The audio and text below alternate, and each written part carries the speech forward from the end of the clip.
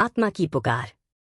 नमस्कार दोस्तों, अगर वीडियो पर क्लिक कर ही लिया है तो पूरी कहानी सुन के जाना और चैनल को सब्सक्राइब भी जरूर करना। तो आइए सुने क्या है पूरी कहानी। अमावस्या की वो रात जब बिल्कुल अंधेरा था, हाथ को हाथ नहीं दिखाई पड़ता था। ऐसी अंधेरी रात में निशांत अपनी कार से घर की ओर जा रहा था। वह जल्द से जल्द घर पहुंचना चाहता था। तभी उसे रास्ते में एक आदमी काले कपड़े पहने चलता दिखाई दिया। निशांत आगे बढ़ रहा था, तभी उसने हाथ दिया।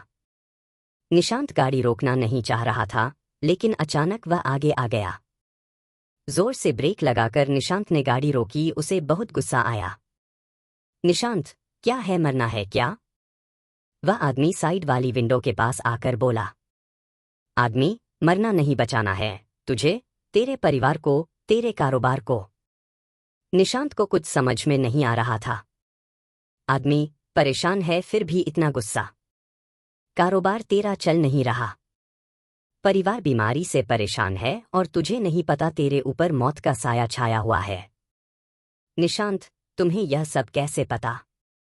मेरा क्या कसूर?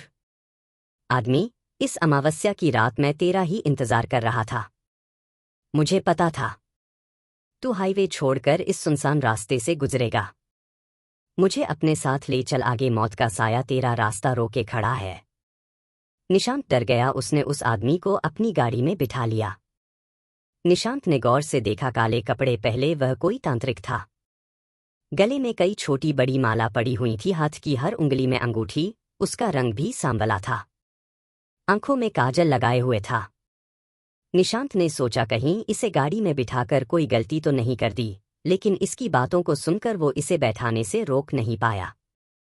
निशांत चुपचाप गाड़ी चला रहा था। तभी उस तांत्रिक ने कहा, तांत्रिक, रुक जा यहीं पर, वो सामने देख, जिन्न खड़ा है। अगर तू आगे जाएगा तो तेरी गाड़ी का एक्सीडेंट हो जाएगा। निशांत, लेकिन बाबा मुझे तो कोई दिखाई नहीं दे रहा है। तांत्रिक, चुप रह, वो तुझे बुला रहा है, तेरी मौत बनकर। चुपचाप गाड़ी की लाइट बंद कर दे। निशांत ने ऐसा ही किया। गाड़ी की लाइट बंद करते ही सारे में गुप अंधेरा छा गया। तभी निशांत ने तेज आवाज सुनी, जैसे धड़ाम से कुछ गिरा है। तांत्रिक, लाइट जला, लगता है वो जा रहा है। निशांत ने लाइट जलाकर देखा तो रास्ते में एक बड़ा सा पेड़ गिरा पड़ा था। निशांत, बाबा, अभी तो वहां कुछ नहीं था। तांत्रिक, चुप रह, वह जिन्न गुस्सा होकर जा रहा है, उसे पता लग गया कि मैंने तेरी रक्षा की है। निशांत, लेकिन बाबा मुझे तो कुछ दिखाई नहीं दे रहा है। तांत्रिक, वह चला गया, लेकिन गुस्से में यह पेड़ बीच में गिरा गया। यहां से गाड़ी मोड़ ले, वैसे भी आगे जा नहीं सकते। निशांत, बाबा आपने मेरी जान बचा ली, बहुत बहुत धन्यवाद। तांत्रिक, वो सब बाद में, भाग यहां से, ये जिन्न बहुत शक्तिशाली होते हैं। निशांत गाड़ी मोड़कर दौड़ा रहा था। फिर वह हाईवे पर पहुंच गया। शहर आने वाला था, तभी तांत्रिक ने कहा, तांत्रिक, गाड़ी रोक दे, मुझे यहीं उतरना है। निशांत, लेकिन बाबा इस सुनसान रास्ते पर आप कहाँ जाएंगे? तांत्रिक, मुझसे सवाल मत कर, चुपचाप घर चला जा, कल रात को मैं तेरे घर आऊंगा। निशांत डर के मारे कुछ नहीं बोला और गाड़ी लेकर घर की ओर चल दिया। घर पहुंचकर उसने अपनी पत्नी रेखा को सारी बात बताई।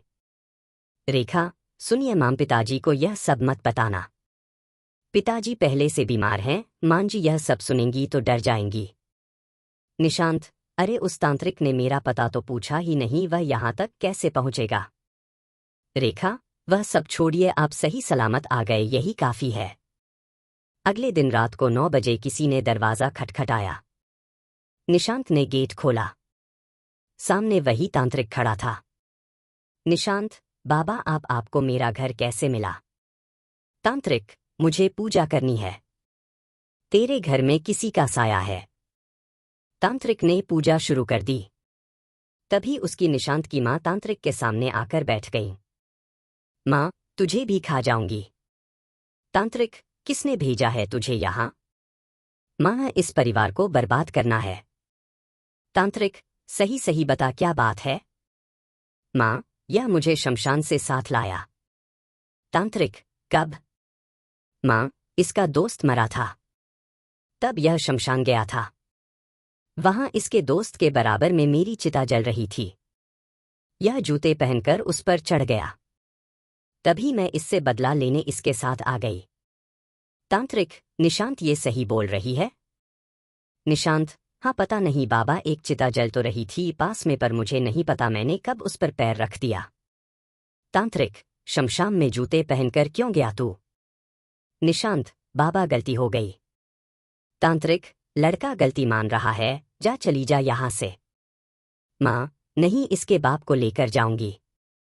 तांत्रिक, मेरे साथ चल, मैं तुझे मुक्ति दिलाऊंगा। माँ, मुझे मुक्ति नहीं मिल सकती, मेरी बेटी भूखी है। तांत्रिक, कहाँ है तेरी बेटी? माँ, जमुना के पीछे झुग्गी में है। उसे भूखा छोड़कर मैं भीख मांगने निकली थी, तभी एक ट्रक चढ़ गया। मेरी बेटी मेरा इंतजार कर रही है।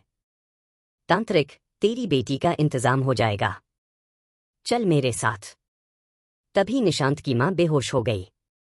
तांत्रिक, तुम्हें इसकी बेटी को पालना होगा, तभी इसकी आत्मा को शांति मिलेगी। जल्दी बोलो।